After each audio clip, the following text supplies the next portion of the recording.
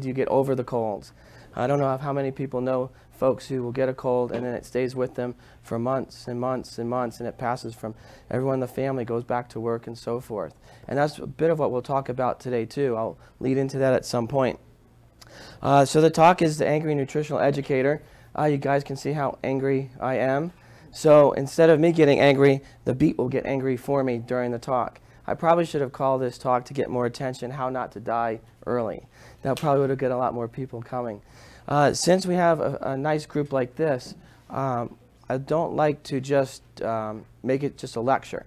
So if you have questions, if you're here for a specific topic and I'm not talking about that topic and I'm far away from it, make sure to stop me, ask your question, because there's a very good chance someone else here has that, and I don't want anyone to leave without any of their questions answered or any of their concerns.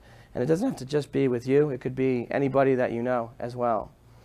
Okay, so the first thing I'll start out with is the purpose. So I'm the owner of the Whole Health Nutrition Center. We've been in the Medical Arts Building in Endicott for 5 years now.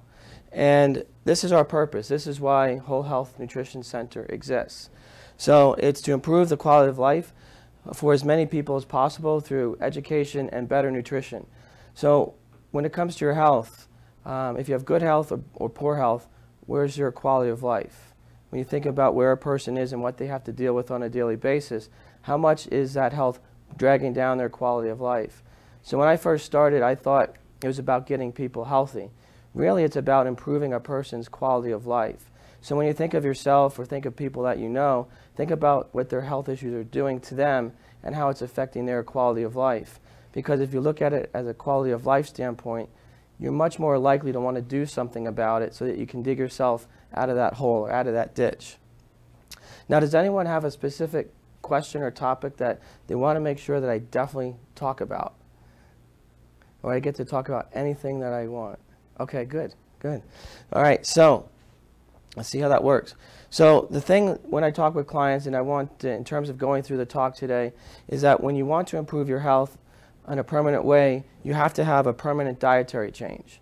And when I talk about diet, it's not the 2-month, 3-month, 1-year type of diet. It's not the South Beach diet. It's not a particular diet. When you're looking at improving your health, you have to look at how, what you're going to eat. You're going to change the way you eat for the rest of your life.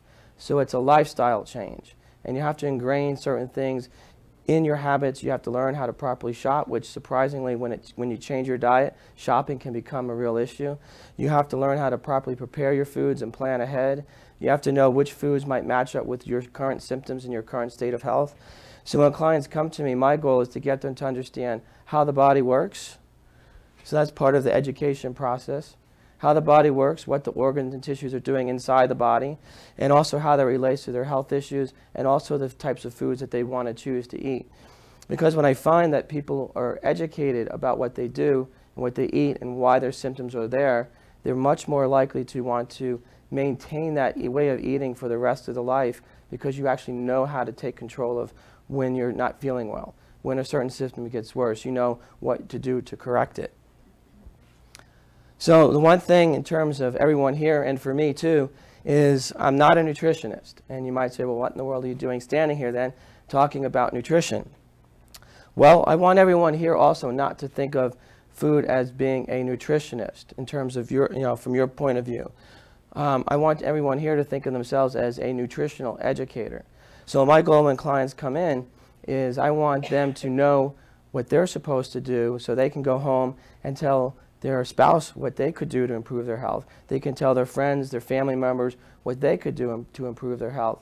So when you're all here thinking about how to improve your health and the things we talk about today, think about yourself also being educators to those around you. There's no way I can get in touch with everybody. I wish there was, but I can't talk to everybody one-on-one. So with my clients and with folks who come to my talks, by proxy, have you guys talk to those who you think could use the information here today. So think of yourselves as nutritional educators. So don't think of yourself as an ist. And that's why I said I'm not a nutritionist, because a nutritionist is a follower of a very distinctive practice system or philosophy. And so what I mean by that is that there's really, and some people may argue with me on this point, is that there's really no one diet to rule them all. So everyone's heard, well, if you eat like a vegetarian, you're going to be healthy. If you eat vegan, you're going to be healthy. If you only do paleo, you're going to be healthy. Some people might say the ketogenic diet is a way to constant success. So why I put them all here and why I said don't be an ist is that you have to be able to understand what each diet does for you and where you might be at a certain point in your health picture. You might not be able to be a good vegetarian at a certain point, even though you really want to be a vegetarian, because your diet or your digestive system won't allow you to handle it. I have clients who might come in and they really want to be on the paleo diet, but their body cannot digest the meat. So we have to actually soften things up and do something where I would call like a mix between the Mediterranean and the vegetarian diet. Some clients come in and they feel that the Homer Simpson diet is the way to go. This one's the hardest for me to try to convince, because a lot of people like their donuts, particularly if you're in the South and you have Krispy Kreme donuts. See, look at that. That's the biggest reaction so far is Krispy Kreme donuts. But that's the kind of things when we talk about that those sugary foods will elicit, because you think, oh, they're tasty. Your brain starts thinking of, actually starts releasing all sorts of feel-good hormones like dopamine. That's why it can be so hard to resist those foods. So if you know why you're eating your foods and what your organs and tissues do in your health picture, you actually don't have to use just willpower to stay away from those foods. So is everyone familiar with these diets? Has anyone never heard of any of these up here? Has everyone heard of the ketogenic diet? That's mostly just eating, it's almost like this, just eating meat. Maybe a little bit of vegetables. You try to stay under 20 to 40 grams of carbohydrates, so your body produces ketones instead of using glucose. It's a very good way to lose weight. But what I found in my practice is some people just cannot handle that way of eating. So we have to come in with bone broth and vegetables, and in this way, like I said, mix the vegetarian and the Mediterranean diet. If that person was forced to be on a paleo diet, they could really wind up not doing well, being very sluggish, bloated, because they just can't digest the meat products. So that's the important thing too to understand, is that each organ, tissue, gland, and cell has its own nutritional bank account. So your diet also has to take into account where you are. I call it the disease scale. Are you feeling really good? Are you having dysfunctional types of symptoms, which this is where most people fall into. And a lot of people in this state have digestive issues, so you might not be able, for example, to eat raw vegetables. Raw vegetables are usually said this is very healthy because you don't lose any nutrients. But I have clients who have to cook their vegetables and eat them in a soup or stew, because if they have raw vegetables, their digestive system is just going to implode on them, and they're going to actually have a lot of additional symptoms. And if you're down here in the red, you might have to actually, I didn't put it up there, but I call it the go back to infant type of diet, where all your food is mush. So you don't have to do any digestive work. You only eat pre-digested foods. So you have to consider where you are in your health, what your body is feeling like, how the current way of eating is working for you. So you don't try to cram that round peg into the square hole type of thing, even though, because you hear a lot of certain things, according to those who talk about diets, that this diet must be good for everybody, and then you try to do it and you think there's something wrong with you because you're not doing well on it. It might not actually be anything with you, it's how your body works, and you have to shift and try a different way. When you eat, I tell clients you have to eat for your nutritional bank account. So when you're choosing your foods, think of your cells, your organs, your tissues. They all have their own little separate bank account, and they combine together for one big bank account, which is your health. But each organ, tissue, and cell has its own different bank account, and so they can be depleted at certain rates. And then each person has their own biological differences. So you can see where a diet for one person, a certain way of eating, might not match up well for another person. So the key thing, though, is you want to eat, I'm going to come back to this, in a way that actually supports rebuilding your bank account. So this is the one thing that almost everybody in this country can't stop doing. And I have talked about this for 10 years, and I don't see any changes. And that's one reason the last talk I did was on diabetes. And I saw how rampant diabetes is going to be by 2050, and I'll show you a little scale. So that tells me that people are not doing this. People are eating more processed food, despite all the places like CoreLife. What I do, back in the 50s, Jack LaLanne, does anyone Remember Jacqueline talking about no sugar, no this, no that? Well, we're still doing that, and he talked all about that all the time. So, whoops. Oh no, what did I do? Yep, touch it. You should, no, yep, that. Oh, okay. I just went too fast. Nope. Can I go backwards? There we go. Okay. So the reason I brought this slide up now is that when you eat, this is the way it works. You have nutritional deficiencies, which are developed by, for the most part, by the way you eat. And then you have all your different nutritional bank accounts. So some people will develop nutritional deficiencies at a different rate than others. That's why you have your person who everyone probably knows that seems to be able to eat everything, and they just keep trucking right along. Well, most of the times, those folks will begin to peter out and have health issues in their 40s, 50s, and 60s. And some people know others who try to eat very, very well, and yet they have continual health issues. So nutritional deficiencies can actually be built up at different rates in different people despite eating a really good diet. Nutritional deficiencies create organ dysfunction in the body, and I'm going to show you some pictures of organs. And what I want everyone today is to see what's happening inside their body, because if you know what's happening to the organs and tissues inside your body, you might be more likely to avoid the foods you should and eat the foods that you should.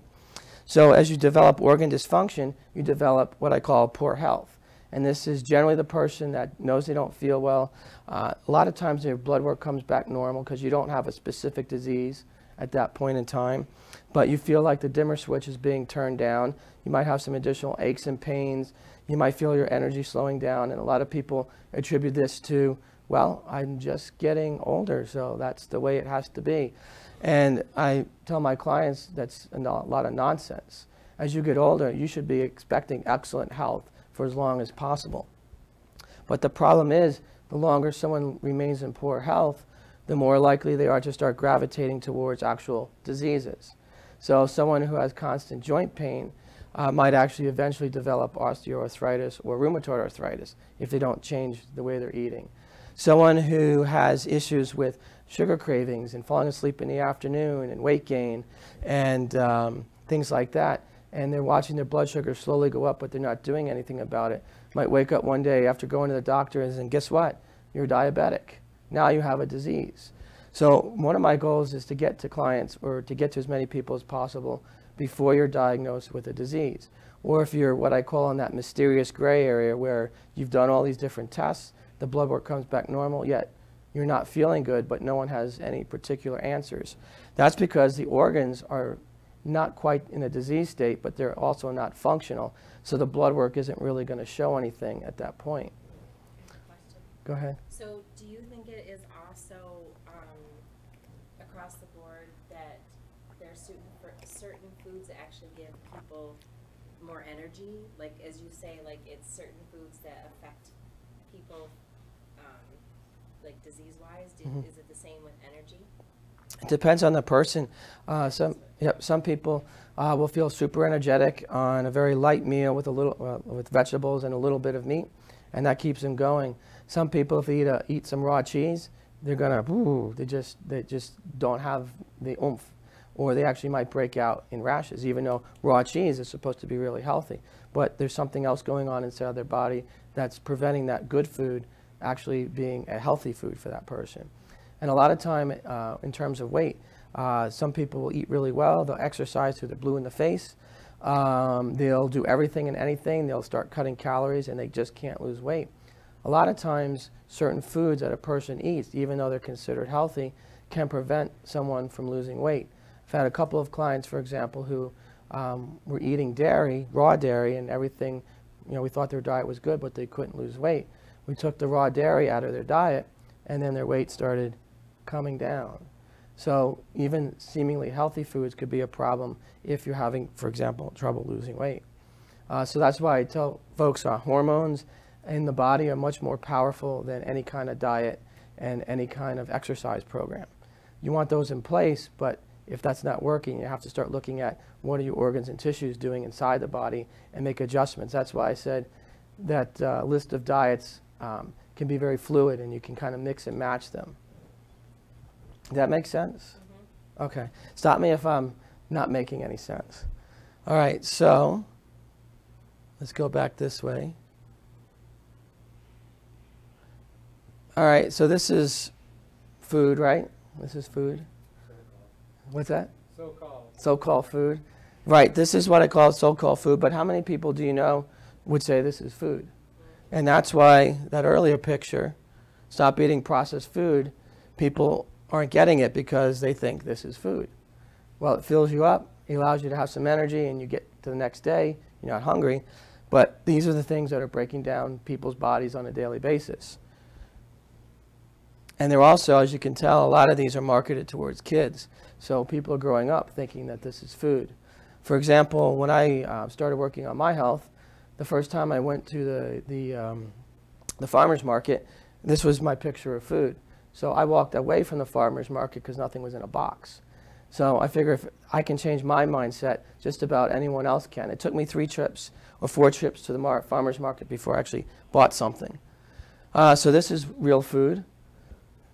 Unprocessed vegetables, lightly cooked. One thing too, when I talk to people about vegetables, you don't want to stick them in the microwave and zap them to death. A lot of people will think, well, that's a good way to make them mushy. We've essentially have ruined all the nutrition in that vegetable.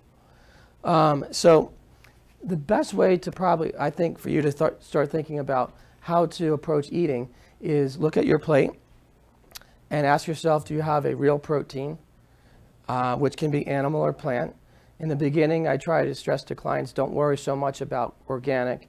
Just start getting the sugar out while you're trying to make some changes. We'll get to the organic part later, because sometimes you can overwhelm yourself with trying to do everything at once, and then a person will give up. And what happens? They then revert back to their old eating habits, and then the symptoms come back or they don't improve their health.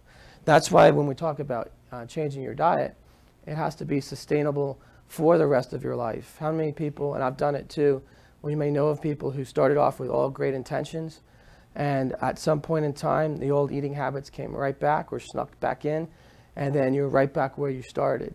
And generally that happens to most people, and that's exactly what the so-called diet market plans on. They plan on failure in the future. So you keep coming back and you keep trying new things and you keep spending more money. But what if you just stayed with one thing and were consistent and let it work, making some minor tweaks along the way? You would spend a lot less money and actually feel a lot better. So look at your plate. Do you have a protein, animal or plant? Fats, there are some examples. Don't be afraid of fat. Fat is actually very healthy. If it's a unrefined fat, healthy fat, not a highly processed fat. And I'll have some pictures about that in a second. And also vegetables, and I have lots and lots of them. So if you look at your plate and you say, do I have a protein, a fat, and a vegetable? You notice there's no room for, do I have my sugar and my ice cream? Do I have my donut? Do I have my soda? Do I have my processed grains? Do I have my boxed? If you just ask those 3 things, you'll eliminate all those other things very, very quickly. And this is as basic as you can get. And most of the diets that I showed you will actually fall into these categories. So you don't have to do anything much more radical than this. And it's very doable because there's all the vegetables for most people will be open to you. You'll have lots of different fats, avocado, coconut, sesame seed, butter. Believe it or not, lard is healthy. How many people would say would have thought lard is healthy? No, not too many people. Lard is one of the healthiest things. It was made to be called unhealthy because they had to sell their Crisco. And if you're going to sell a product, you have to make the competitor look bad.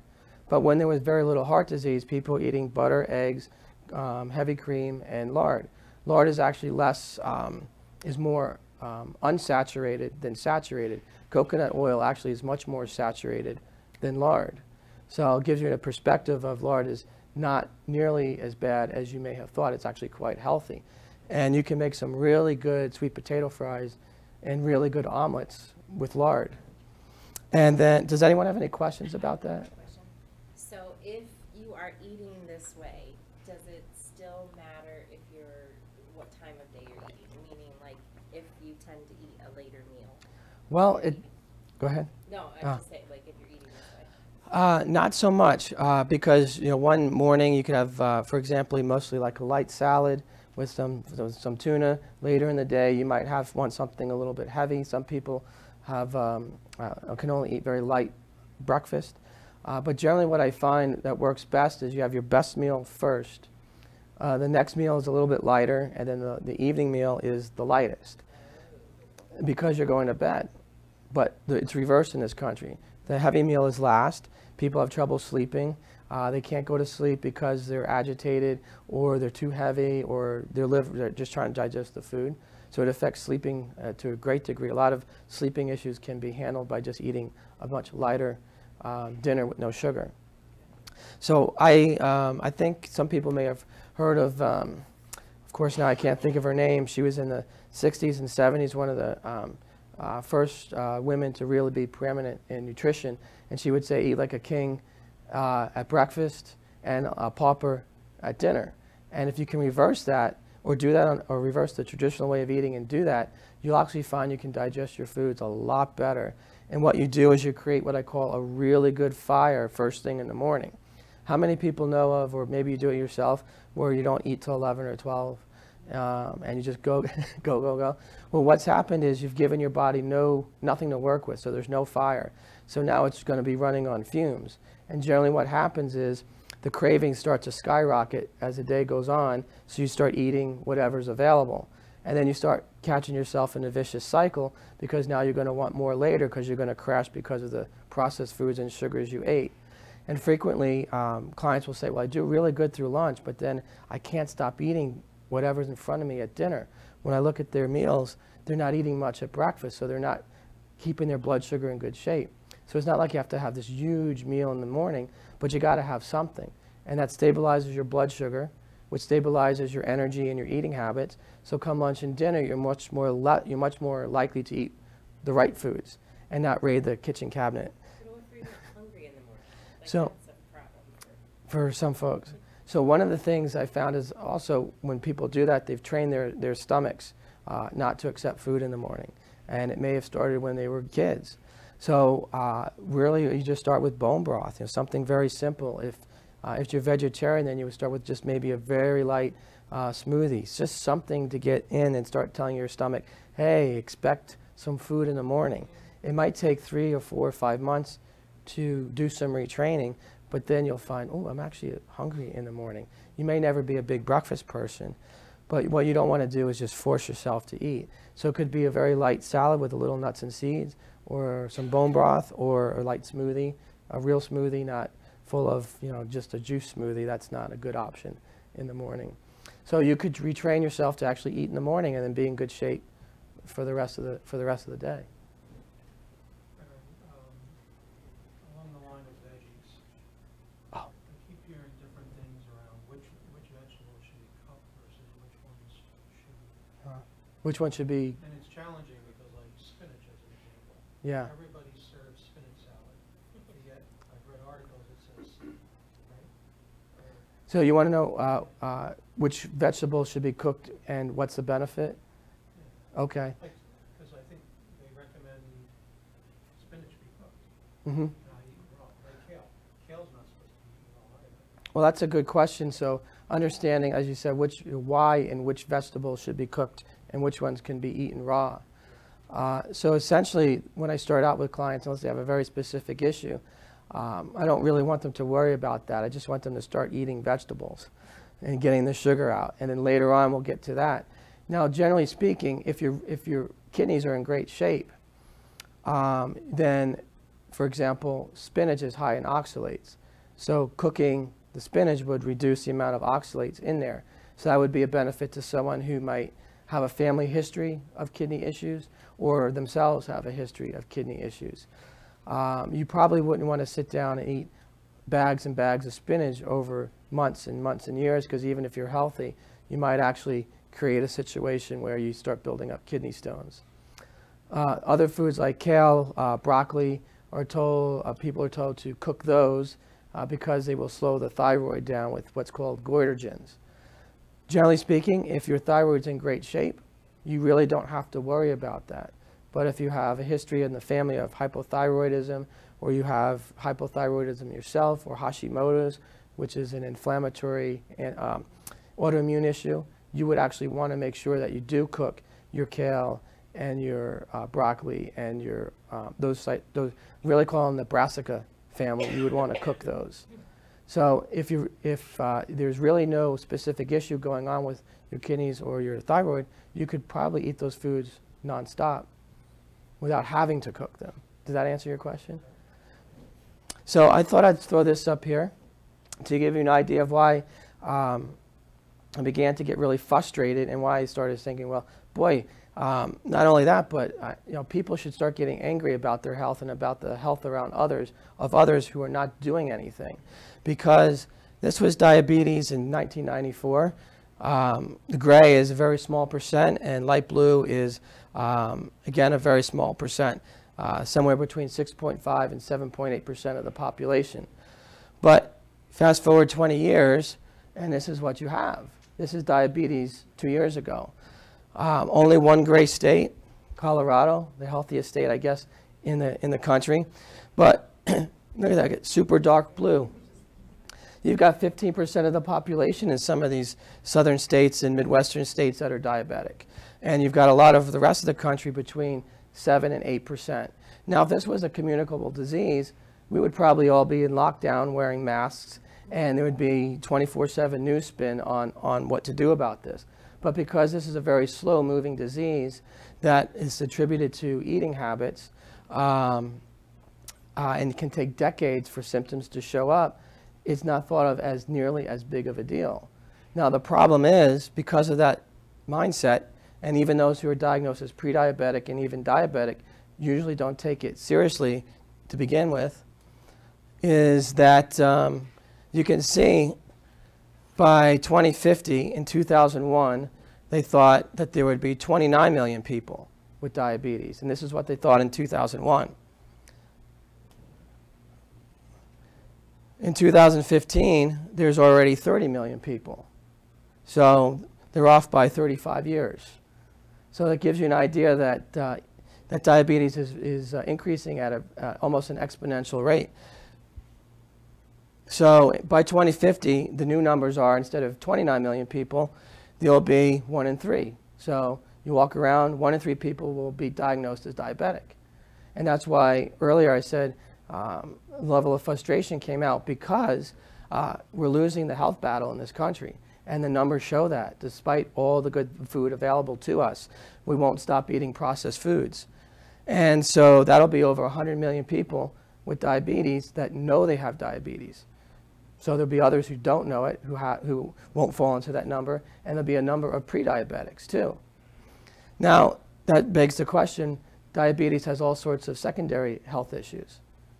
So blindness, amputation, kidney failure are some of the most prevalent ones. And so all the secondary health issues are going to be there as well. So when I talk to everyone here and the people that you see on a daily basis, if they're eating the food that generates this kind of health picture, it's something for everyone here to take seriously, and for you to actually maybe rock the boat for those around you and see if they're going to be at least somewhat open to what you're saying. One of the questions I find that works very well is, do you think your health will be the same, better, or worse in the future? And if the answer is worse, ask them if that's acceptable. If the answer is, doesn't really matter, well, you can't do too much. But if you ask them and force them to think about what their health will be like in the future, and they come and say it's not acceptable, then the next thing is, okay, what do you plan on doing about it? So what I thought is I show some pictures, so you know what's actually going inside in the body. So this is visceral fat. Does everyone know what visceral fat is? This is the fat that's not in between the layers of the skin. This is the fat that's inside the body, surrounding the organs in the body cavity. It's supposed to be there, but this is what happens with diabetes for the most part. Although you couldn't be diabetic and be completely thin and not even exhibit any sign of weight gain. But this is where most people are headed in this country. This is very dangerous. Can you imagine the stress on the organs and tissues? I mean, everything is squished in. Think of 10 people trying to squeeze through that door. Nobody's going to feel very comfortable. Think of the pressure on the arteries and on the heart. This is also like one big ball of inflammation. So it will help create inflammation throughout the body just by being there. So anyone who has any kind of inflammation and they're gaining weight, that midsection is actually transmitting or creating inflammation inside the body in addition to anything else that's going on inside the body. This is actually the most dangerous fat in the body. All right, so this is has everyone seen, this is a healthy liver? That's a fatty liver, and that's a cirrhotic liver. So when you start building that fat in the midsection, you get also a fatty liver. The liver will look just like an alcoholic's liver, but it's called non-alcoholic fatty liver disease. So because a person will eat a lot of sugar, particularly fructose, and what's in sodas, high fructose corn syrup, what's added to a lot of foods, corn syrup, high fructose corn syrup, that's processed by the liver. And the liver will become overwhelmed and actually start putting fat on top of itself because it has nowhere else to put it. And one of the best ways to know if you're doing well is to look at your triglycerides. If they're going up, 120 is okay, but if they start breaking 150, you can rest assured that you're starting to build fat not only in the body cavity, but also right there on the liver. And a fatty liver is definitely not going to work well. So asthma, allergies, skin issues, immune issues, hormonal issues. A lot of women have thyroid issues.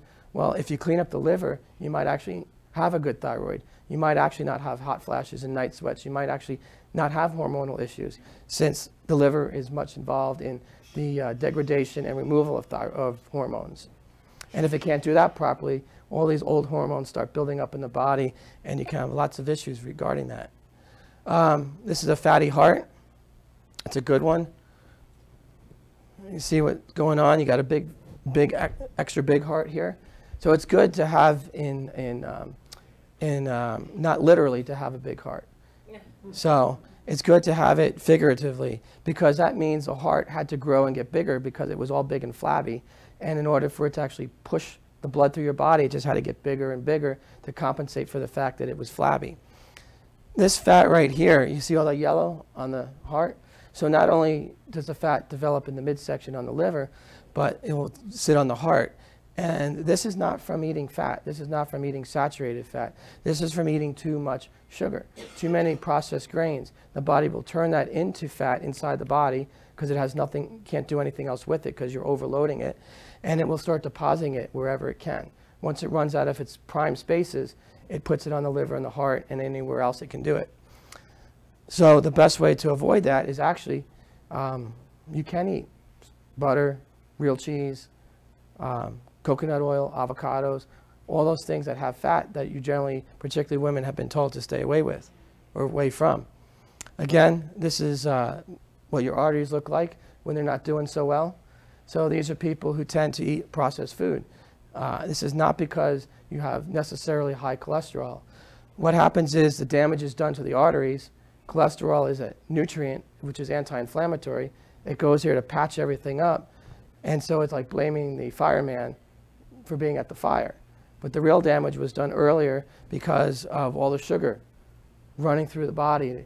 The best example I heard was Dr. Oz said, think of sugar, high sugar in your blood being like little shards of glass. And they just keep picking away, and eventually you have enough damage that something has to be done. And eventually you might start developing plaques and blockages in the artery. And it's not because of saturated fat. I put this here because that's one of the biggest things. If you stop worrying about cholesterol and saturated fat, cholesterol in your food has no impact on your levels of cholesterol. That was put out 2 or 3 years ago by one of the governmental agencies that I guess advises the government on what to do with health. And they went through all the literature and they said flat out that cholesterol has not been found to do anything negative from food sources in the body. So you can have your eggs, have your good cheese, have your coconut oil, have your grass-fed red meat, have your chicken, have your turkey. It's actually a very healthy substance. It's a nutrient, and it will help heal inside the body. That's why when people have a lot of inflammation, cholesterol goes up because the body's trying to ramp up the cholesterol in the body to help handle the inflammation, so arthritis and things like that. Yeah, so this is what I wanted to show earlier. This is when people down here were eating the foods that we're being told to stay away from. These, in the 40s and 50s, when people started eating the corn oil, the Wesson, the Crisco, fast food was becoming more prevalent. So the good, healthy foods that were on the farm, that food looked like food, deaths due to heart disease were almost non-existent. But as we started eating the processed foods and the foods that we were told that were better than the old style food, deaths due to heart disease have become rampant. And women, because you've been told to eat low fat, no fat, you now are beating men in this category, which is not a category you want to beat us in. Go ahead. Before we leave the heart, Uh-huh. you used, I'm not sure if you're using unhealthy and damaged. The same. And so it's unclear to me, like, so if the heart's damaged, Mm-hmm. is it irreversible? And that any change you make will just keep it where it's at? That's a No. good question, and actually I have some pictures which, All right, that's fine. yeah, and if I don't hit it in the pictures, let me know. But that's a good, very good question. I put this here just because I want everyone to know that the word saturated has been, just because the name saturated gives saturated fats a bad name because you think it's going to clog the arteries, it's going to saturate everything. The word saturated is only there because of the chemical structure of that type of fat. It has nothing to do with the saturation of your arteries and tissues. It's just an unfortunate name for a healthy type of fat when it's unprocessed.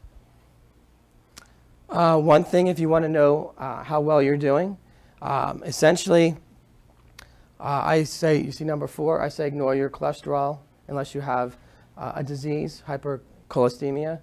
But generally, initially ignore that number. It's getting pushed lower and lower, and many people actually feel worse when they go under 200 or have a low number. In fact, I'll have clients come in and they're at 2.5, and doctors want to immediately put them on a statin, which is the most ridiculous thing I've ever heard. But for you to be the one who's the expert on your blood work is you take your triglycerides, and I've had these colored in black, so these are the 2 most important. Triglycerides are actually a better indicator of heart health than any other number in your blood work. You divide that by your HDL, and that will let you know how healthy your LDL is, which is sometimes you're told that's the bad cholesterol. There's nothing inherently bad about it. It's the quality of it. So, for example, if you take, let me see if I have this here. Yep. So if you take your triglycerides and divide by HDL, if your number is 2 or less, you have what I call big fluffy LDL, which is the quality. So you're worried about quality, not so much quantity. And the big fluffy LDL just bounces around and goes where it's supposed to go and delivers what it's supposed to deliver to the heart, into the arteries, into the cells of the body. But as it becomes greater than 2, the LDL starts to shrink, and it becomes, I call, like a racquetball. And imagine that floating around your arteries. That's going to dig into the tissue and start causing damage to the arteries. And if you have additional sugar, high levels of sugar, you have racquetballs hitting your arteries. You have the sugar, like shards of glass, hitting your arteries. You're well on your way to heart disease or having some sort of plaque develop and then break off later in the future. So this is what you want. The lower cardiovascular risk is with large, fluffy LDL, and the higher cardiovascular risk or cardiovascular heart disease is with the small, dense LDL. So you can become an expert on your blood work and just do triglycerides divided by HDL and see what you come up with. A lot of people have high triglycerides over the 150s and low HDL, so they're going to get numbers in the 3s and 4s and 5s. That means you're at higher risk, very high risk of having health issues in the future. Now then, at that point, then you can take a look at your cholesterol on the other numbers. But you have to know this first, and you can't just look at cholesterol in a vacuum. Does that make sense? Has everyone heard this before about the particle size? This is new? Yeah, so I always recommend get your blood work, save it like you do your taxes, track your numbers, do the math. Triglycerides divided by HDL. This way you'll know where you're going, because if the numbers are normal, you'll be told everything's good. But if you track your own numbers, you might notice a trend. And you go, ooh, I'm still normal, but the trend over the last 4 visits to the doctor is going in the wrong direction. And this will prevent you from falling into a disease state or even a dysfunctional state. And it'll be a lot easier to fix it than once you get that note from the doctor saying, guess what, you're pre-diabetic. I'm going to skip over that. So this is going now to your question. So I have some pictures of healthy organs and diseased organs. And there's a range in between healthy and disease. And generally that's a big area that I call gray area that's called dysfunctional. So once the healthy kidney starts to deteriorate, that's when damage starts to happen to that organ.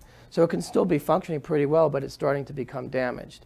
And eventually enough damage will happen to that organ, in this case the kidney, that it will become diseased. And at that point, it's very, very hard to fix it.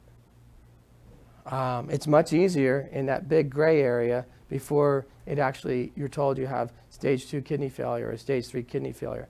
It's not impossible. I've seen some interesting things change, but they have to work really hard and they had to be really perfect with their diet. So when people tell me it's too hard to change their diet, I say, well, right now you're the one in control, but later on you might be forced to do the necessary things. And if you think it's going to be hard now, 20 years from now, you won't have any wiggle room. You'll have to be perfect. These are these kidneys down here are diabetic kidneys. So that's what happens to diabetics as time goes on, particularly if it's uncontrolled. Think of the health of that person. Probably not doing too good. You're showing the difference between diseased kidney Mm-hmm. and a Healthy kidney the one to the right though is a diseased diabetic kidney. diabetic. Yeah. What makes the difference between a quote-unquote disease and a diabetic? Well, essentially, there's not a whole lot of difference. People can have diseased kidneys for many reasons, but this is generally what a diabetic kidney will look like. You could still have the same poor function in the kidney, but what happens with the kidney is same thing that happens in the eyes and in the brain, is that the sugar damages all the little blood vessels and all the tubules, and they become very, what's the word I'm looking for, sclerotic, or they develop a lot of scar tissue. And the more scar tissue that organ develops, the less functional it becomes over time. So you're seeing a lot of scar tissue in that organ.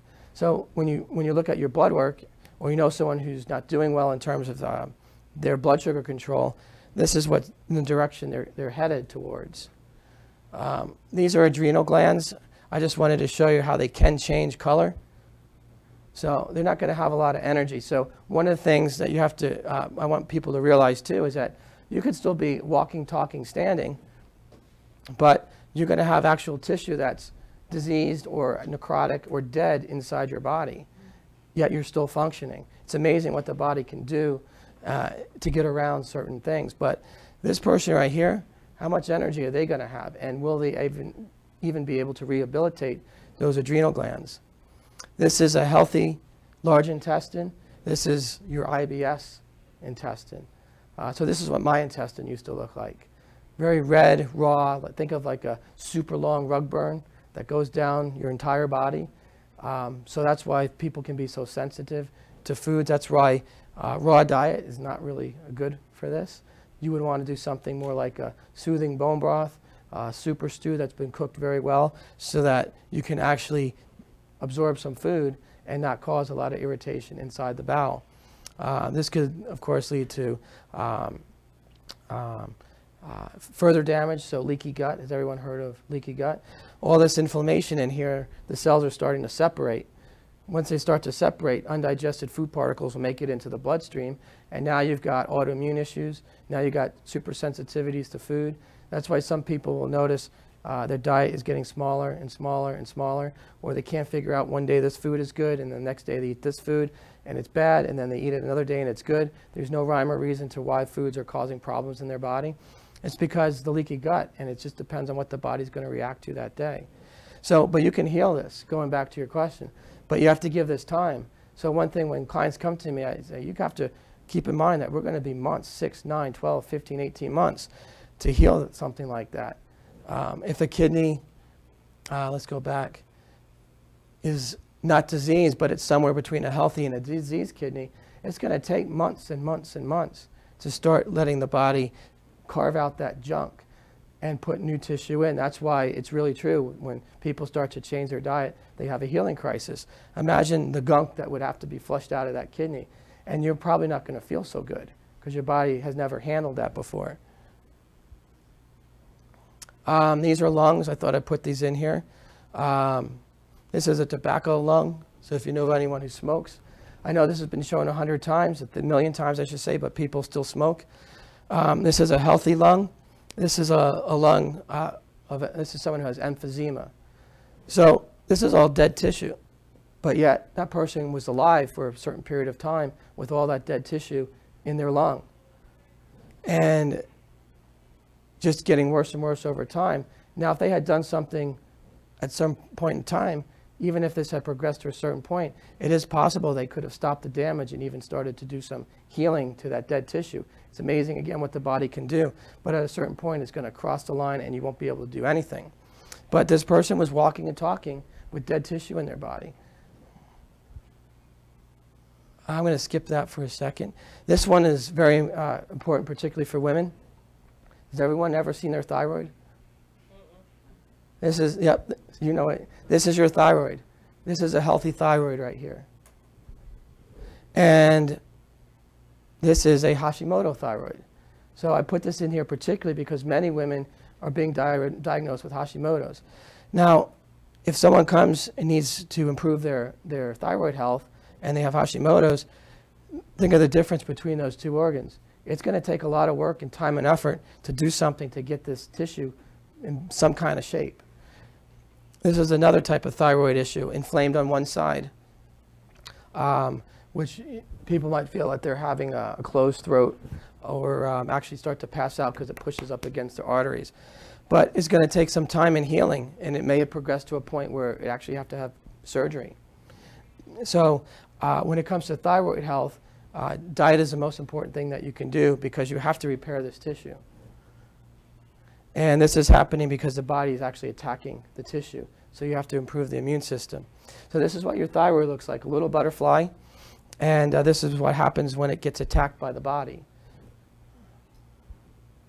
And these is, again, particularly for women, but also for men.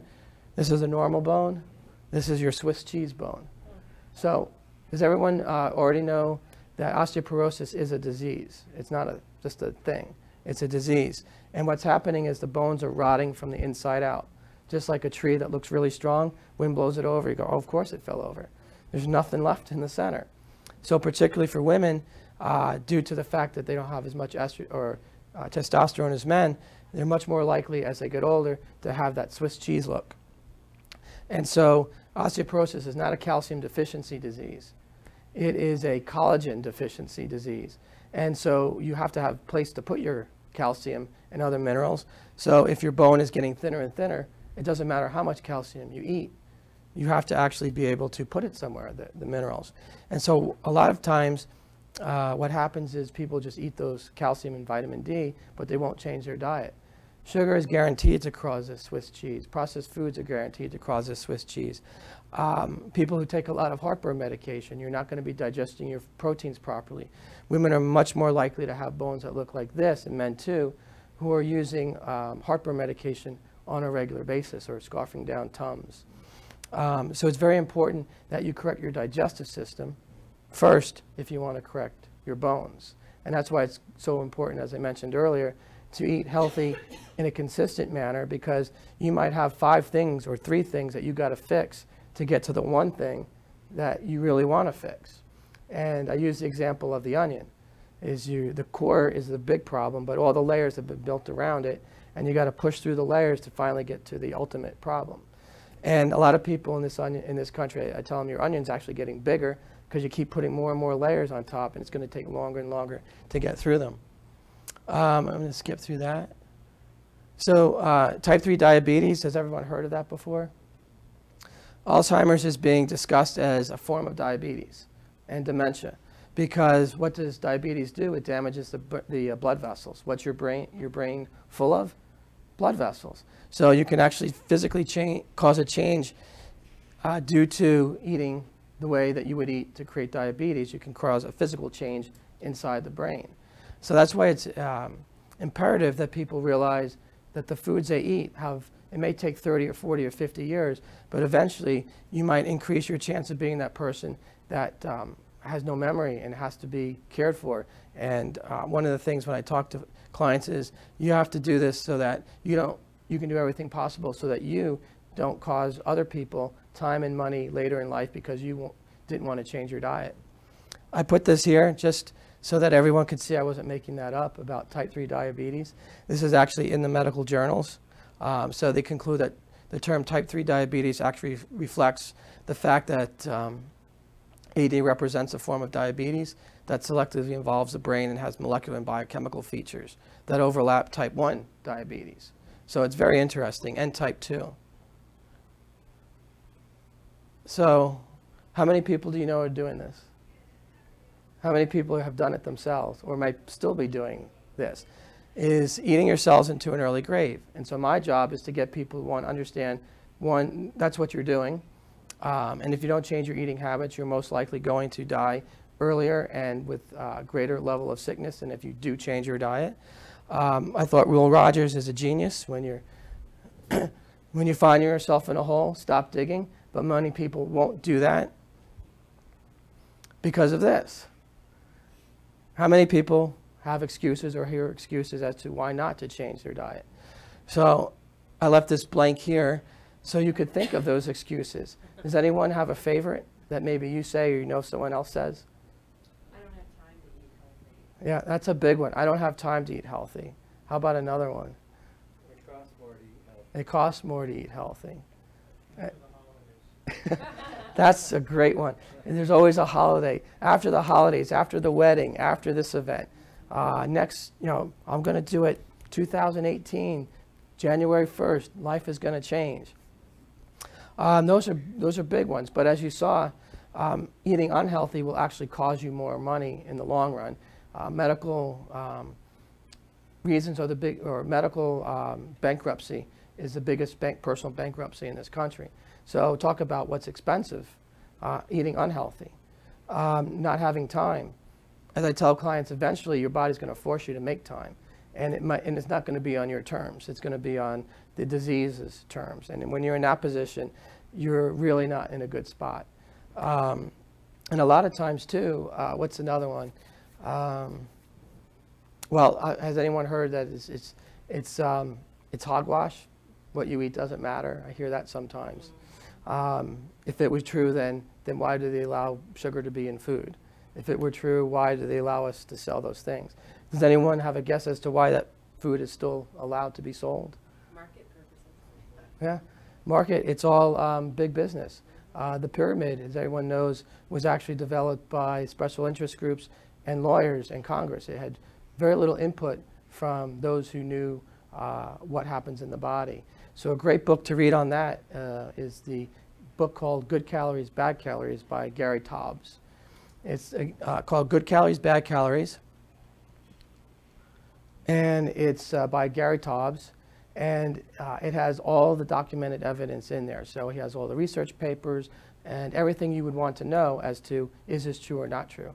And all this bad eating habits really took a big plunge in the 60s and 70s when big sugar and so forth actually won out over eating healthy. So one of the things I have here is supplements. I do use supplements in my office, but one thing I wanted to point out is if you don't make a real consistent change in your diet, don't take too much, don't expect too much. So how many people have done this or know people who will have their supplements but continue to eat pretty much the same? There's no point. It's useless. You're throwing your money away. I would rather you just eat the junky food and not do the supplements, because most of the supplements are actually given to Big Pharma. You would have to know which supplements to get, like Garden of Life is generally a good supplement. But if you want to actually make the supplements work, you have to change your diet. If you don't change your diet, you're not going to get too much results. In fact, the food always wins out over the supplements in the long run. I have clients who will come in who are doing really well. they're taking their supplements and then they fall off the wagon and some of their symptoms start coming back even though they're taking their supplements because their eating habits have reverted back to the old ways. Okay. I'm going to skip this for a second. Actually, real quickly, what I do is, you saw those organs and tissues, the kidneys, the lungs, the heart, so forth. When I work with clients, I change their diet to eat in a specific way that's for their most compromised organs. But I also do what's called very specific feeding of the organs and tissues. So I want to get the best result, the quickest way, so that the person can start feeling better. If that person has compromised kidneys or heart, I don't want just a basic supplement. I want something that's going to go in there and actually have the cellular material to feed that heart or that kidney. So it is possible. And your point, Greg, you can do this. You can take a sick kidney, you can take a sick liver, you can take a sick pancreas, and you can get it to a certain degree to a much healthier state. A lot depends on how long you've been eating a certain way, how much damage you've created inside your body. And so everyone would need to own up to the fact that many of their health issues are self-inflicted. And once you realize that it's your fault, for the most part, then you realize, well, then if I did this in a negative way, I can reverse the process and improve my health and have a smiling pancreas and a smiling kidney and a smiling liver. So if you were to go shopping, if your organs were to go shopping, where would they shop? Would they go down the aisle with the Chips Ahoy cookies and the Oreos? You might want them to. Some people, I used to love Oreo cookies. Your organs would go to the real food. They would go to the whole food, the real unprocessed meats, the organic vegetables, the bone broth, things like that. The taste buds, excuse me, the taste buds, the pleasure center, and our memories of foods that we used to like and have as part of family will take us down those other aisles. So you can break that disconnect so that when you do go shopping, you won't say, well, I'll eat healthy today, but tomorrow I'm going to give myself, I'm going to go get these cookies and all these things, and I'm going to take them home, but I won't eat too much. And next thing you know, they're all gone. Okay. I'm going to skip through that. So one of the things that people can do when they change their diet is they can get off their blood pressure medications. They can get off their psychiatric drugs. And this, of course, I recommend that you do work with your doctor when it comes to that. How can a person feel good if their brain is a mess because of the food they're eating? If their blood sugar is doing this all day and their brain's not getting fed, they're not going to think properly. If you can change their diet and feed their brain and feed their adrenals and get their blood sugar even, they might not actually be anxious anymore. They might actually be depressed anymore, or to a point where they don't need the medications. You can get off your heartburn medications. You can stop taking statins, which essentially, unless there's a very specific issue, you don't really need. Drastically improve your blood work, reduce thyroid or eliminate thyroid medication. And a lot of times it's not the thyroid that needs the help, it's another organ that needs the help, and then the thyroid will start functioning better. You can reduce or eliminate arthritic conditions. Just because you have arthritis doesn't mean that's it, you're stuck with it. The body can heal. You can reduce digestive inflammation. You can reduce or eliminate skin issues like eczema and psoriasis. You can actually make sure that if you do have cancer and you change your diet and you're very specific about what you eat, that you are able to get through things like chemo and radiation in a much stronger state than if you just ate whatever you felt like eating. And just to be healthy overall, what I call get that dimmer switch going in the right direction. Again, sometimes it doesn't catch you until your 40s or 50s, and you look back and go, ooh, I was good up until 42, or I was good up until 50, and then all of a sudden the wheels started coming off. That's because the dimmer switch finally turned dark enough that you noticed it, and that's the moment when you have to make a change, because if you keep waiting, it's going to be harder and harder to reverse the process. Anyone surprised there's not a magic pill? Okay. How many people, everyone would like that magic pill. And that's one thing everyone has to understand is you have to work for it. And the only way to truly work for it is to be consistent. And most people are going to start down here. And that's okay. As long as you know what to do and you keep working at it, you will get to the top. And one of the best things that a client told to me, and I thought this was great, is that he liked the saying, take control of your health before your health takes control of you. And how many people know others whose health is now ruling their lives rather than the reverse? And so you have a choice. Now, which one do you want to choose? The beat says probably the green one, but how many people do you know won't choose or just keep hitting the red X over and over and over again and then wonder why they're not doing very well? So the bottom line is put yourself in control. You're going to have to work for it. It might not be easy, but if you are consistent and you know why things are happening in your body and you don't become beholden to just one type of diet and you can be flexible, you can do a lot of healing in the body. It's amazing what the body can do when it actually has a full range of nutrients and the bank account is much higher. It's amazing how a person can heal. And the thing is, people will get younger as they get older. The biggest things that clients tell me is, I now have more energy. I changed my diet. Now I can get down on the floor with my kids because my arthritis is not so bad. People look at me and go, what happened? You look healthy. They don't say you look good. They say you look healthy because their eyes are gleaming, their hair looks good, their skin is healthy. Bad skin, bad hair, bad nails are a key indicator that you have a lot of nutritional deficiencies. Fill them up and the body says, okay, here's some extra, and then you have good hair, good eyes, good skin, things like that. So does anyone have any questions? I think I'm almost out of time. Any questions? You sure? Okay, this is, so what I'd like to do then is, first of all, did everyone get some of the information they thought they would like to get? Good. So when you go home, this is why whole health nutrition exists. We want to make super people in terms of health. So think of yourself as Superwoman, Superman. They don't get that way just by eating junk, which is kryptonite. They get that way by eating real food on a regular basis. And if you know of anyone who's not doing well, point them in the right direction, either to someone who does what I do or to me, or maybe you can change their eating habits. If there's not too many dynamics in the family that cause people to come to loggerheads, you might have to send them to somebody to actually get them to change their ways. But with that, I'd like to thank everybody for their time. Hopefully you learned a couple of things. And if you have more questions, I'll be around. And you can always email or call the Whole Health Nutrition Center. So thank you.